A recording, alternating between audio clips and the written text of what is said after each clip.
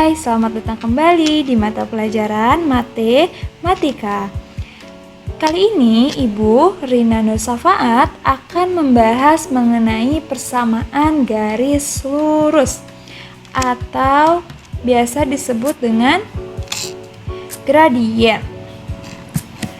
Nah, pada materi kali ini itu adalah kalian harus menguasai materi tentang koordinat kartesius, garis, titik, dan juga sistem persamaan linier dua variabel. Karena itu akan berhubungan dengan persamaan garis lurus. Pada materi kali ini yang akan kita bahas itu ada definisi kemiringan garis, menentukan gradien dari suatu garis, menentukan gradien dari dua titik, menentukan gradien dari suatu persamaan garis lurus, dan juga mengetahui hubungan dua gradien garis. Namun sebelum Ibu masuk ke materi, alangkah lebih baiknya anak-anak kita berdoa dulu ya. Kita berdoa menurut kepercayaannya masing-masing. Dimulai. Selesai. Nah, kita langsung masuk ke materi, oke? Pada pembelajaran kali ini, peserta didik atau anak-anak Ibu harapkan dapat memahami maksud dari gradien suatu garis, dapat menentukan gradien garis dari grafik lurus dengan tepat, menentukan gradien yang melalui dua titik dengan tepat, memahami hubungan dari dua gradien, dan peserta didik dapat menentukan gradien garis dari suatu persamaan garis lurus dengan tepat. Sebelum kita masuk ke materi, anak-anak pasti bertanya-tanya kan, kayak, Ibu belajar gradien untuk apa sih? Apa sih gunanya dalam kehidupan sehari-hari? Apakah bisa digunakan atau tidak? Nah, jawabannya bisa. Contohnya dalam pembuatan tangga dan juga perosotan. Bu, emang kalau dalam pembuatan tangga buat apanya? Nah, pembuatan tangga itu untuk mengukur kemiringan suatu tangga. Kan kita kalau buat tangga itu pasti di mana-mana miring ya.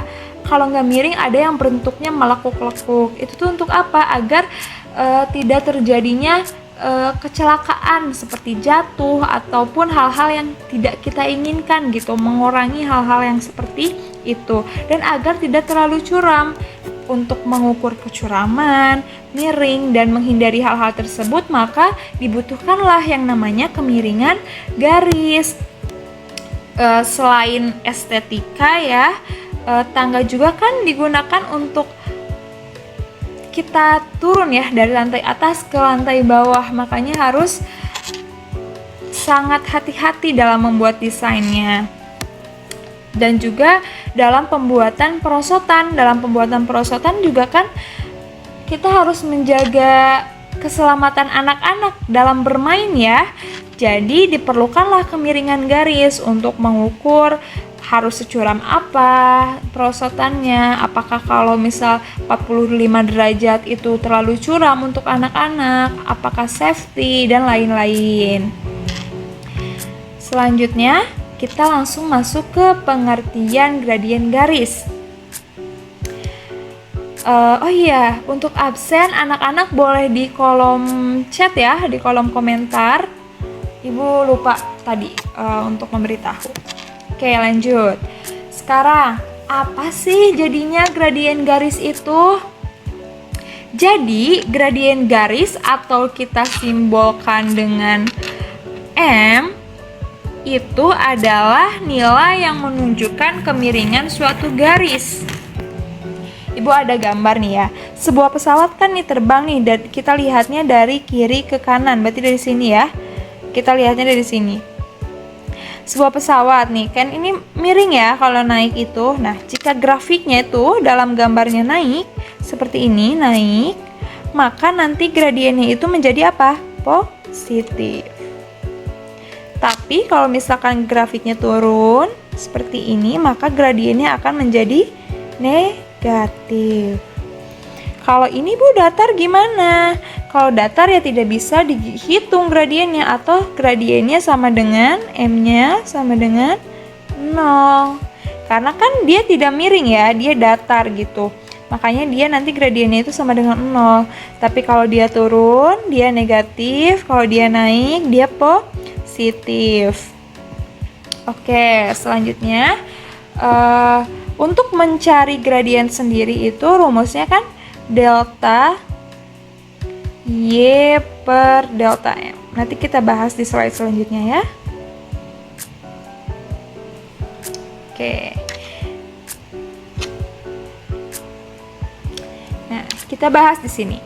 Menentukan gradien dari grafik garis lurus. Jadi, gradien garis itu ditentukan dengan membandingkan komponen Y dan komponen X pada diagram kartesius. Sebelumnya kalian belajar ya di diagram dalam menentukan koordinat kartesius.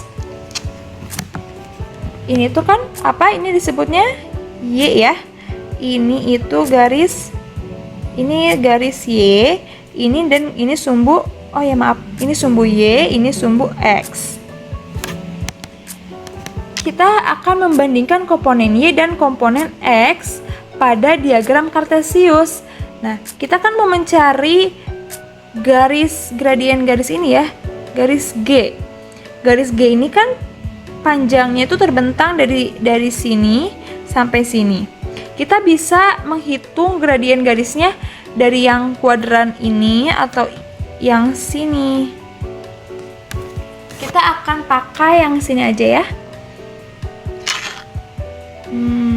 Kita hapus dulu. Kita pakai yang ini. Kalau ini berarti kan dari sini titiknya itu ke sini ya. Nah, ini gini kan titiknya. Berarti 4,5. Satu titik lagi yang mana? Yang ini. 1,1. Maka komponen Y-nya itu yang ini. Ini disebut dengan komponen Y. Dan ini disebut dengan komponen X atau delta Y dan delta X. Dalam mencari gradiennya berarti M sama dengan delta Y per delta X. Kita lihat ya untuk mencari delta Y-nya. Delta Y sama dengan berapa? Kita hitung satuannya. Ini ada berapa satuan? 1, 2, 3, 4. Delta X-nya ada berapa satuan? 1, 2, 3. Berarti delta Y-nya 4 satuan. Dan delta X sama dengan 3 satuan. Maka gradiennya apa? 4/3.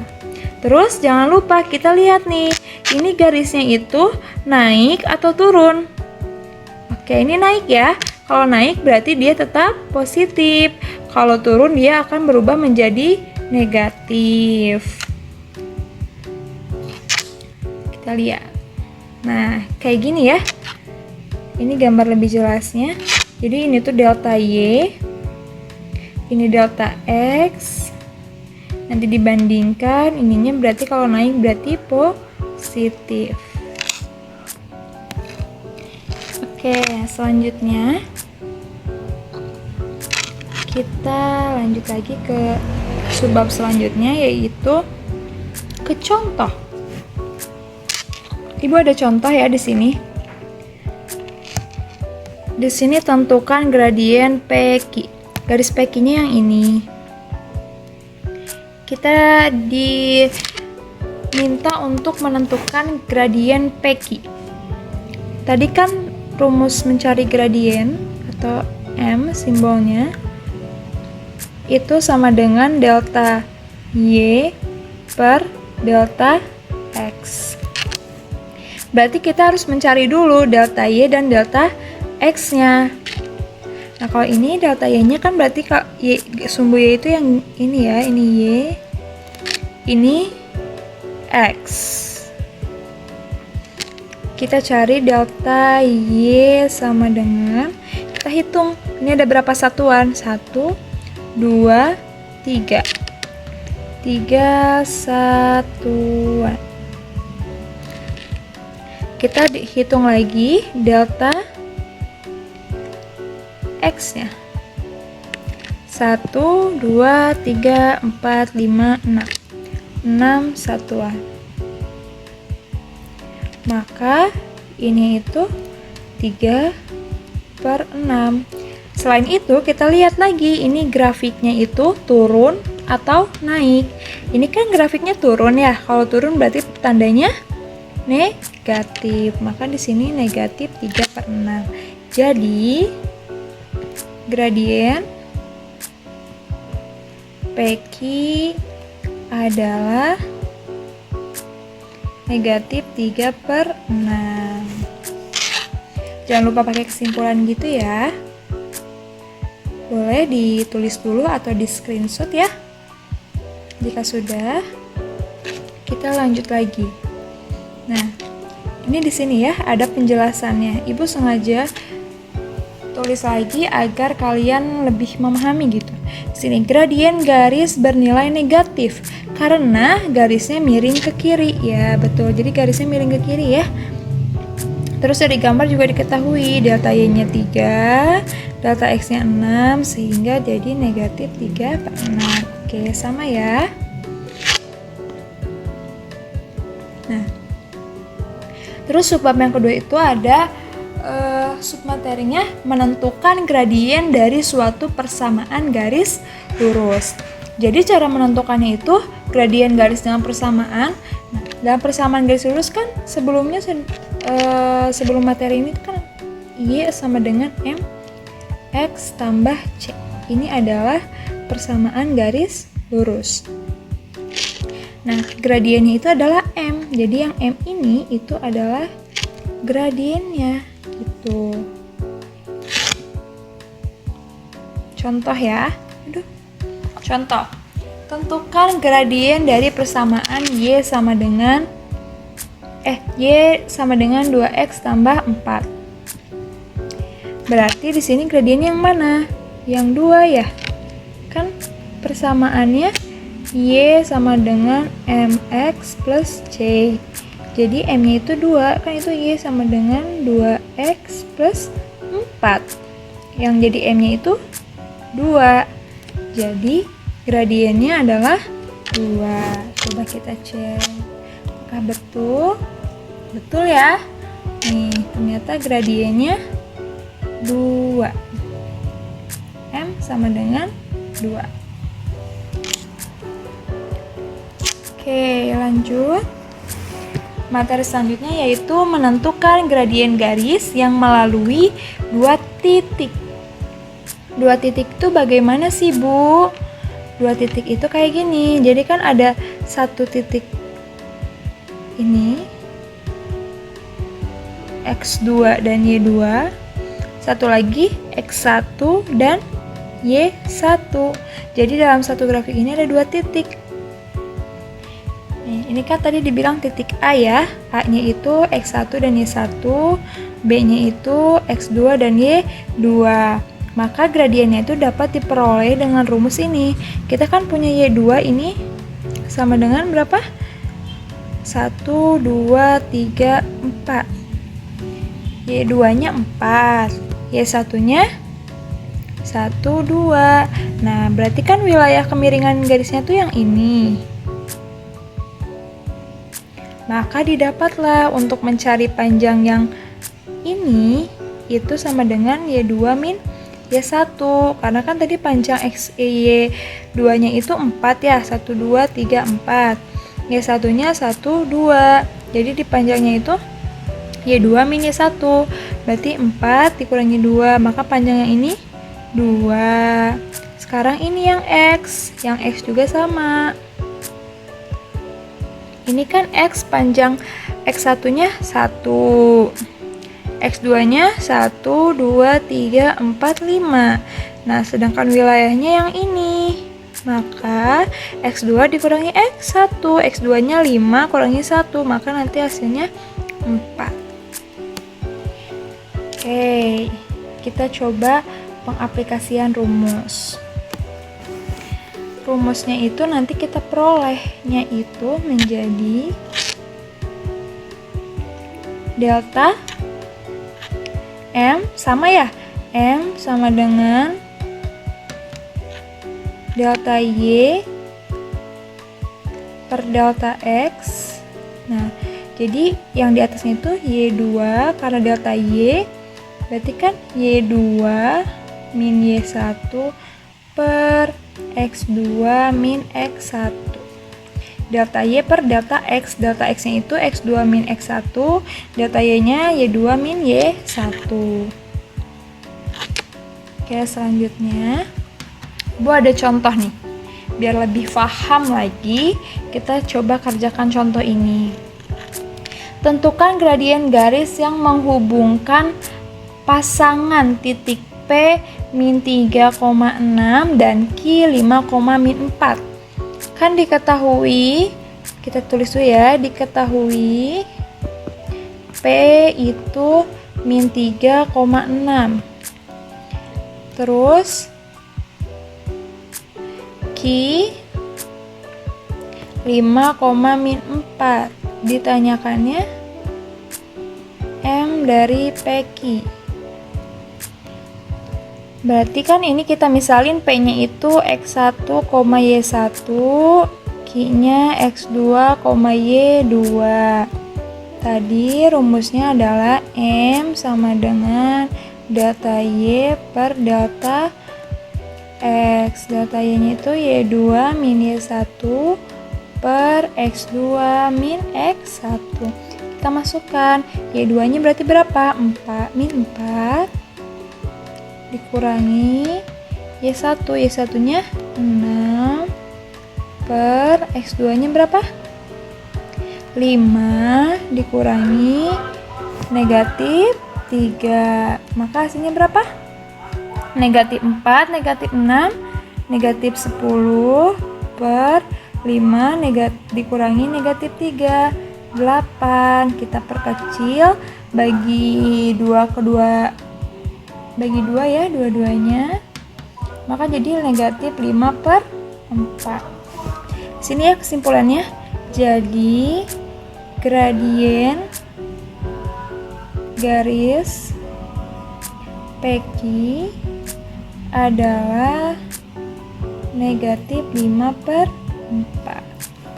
Oke, boleh di screenshot, nanti ada kok gambarnya. Kalau udah, kita lihat di sini. Betul ya jawabannya, negatif 5 per 4. Oke, lanjut. Ada lagi nih yang namanya hubungan garis. Jadi kan gradien, kalau tadi kita tuh menentukan gradiennya hanya satu ya. Terus gimana kalau misalkan ada dua garis yang bersesuaian gitu, kayak gini, garis sejajar ataupun garis tegak lurus. Jadi ada ketentuannya nih. Jadi ketentuannya itu ketika ada garis nih, misal kayak garis K dan juga garis L, di sini kan ada dan juga garis L, di sini diketahui katanya garis K itu persamaannya ini, Y sama dengan 2X plus 7. Maka gradiennya berapa? Kan persamaannya tuh Y sama dengan MX plus C. Nah, yang jadi gradien kan M-nya. Ini persamaannya Y sama dengan 2X plus 7. Maka gradien garis K itu sama dengan 2. Nah, ini ya. K sama dengan MK sama dengan 2. K-nya tuh ya di bawah kecil gitu. MK sama dengan 2. K sama dengan MK sama dengan 2. Sekarang yang ini. Y sama dengan 2X min 5. Maka gradiennya sama dengan M sama dengan 2. Di sini ya. L sama dengan M, L sama dengan 2. gradien kedua garis tersebut sama. Ternyata ketika garisnya sejajar, saling sejajar, maka akan menghasilkan gradien yang sama. Maka dapat kita simpulkan, jika ada garis atau gradien yang sejajar, maka kedua gradien itu M1-nya dan M2-nya akan sama. Kalau garisnya saling sejajar. Paham? Boleh difahami dulu. Kalau sudah, kita lanjut lagi ya. Yang kedua, ada gradien garis yang saling tegak lurus. Ibu langsung ke contohnya ya. Di sini ada sebuah gambar di mana garis Q dan garis P-nya itu saling tegak lurus. Dari mana kita tahu kalau garis itu saling tegak lurus?